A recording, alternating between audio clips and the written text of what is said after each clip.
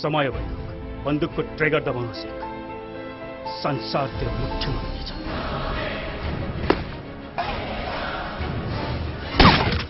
sir म रोल्पै जान चाहन्छु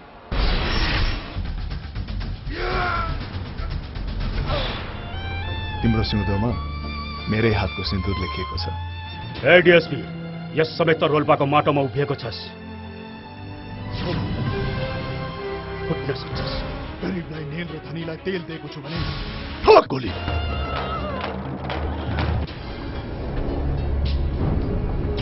अनि यो लडाई जित्नको लागि अरु कतिको ज्यान हाल्नुपर्ने हुन्छ यो युद्ध हो सन्धिबनी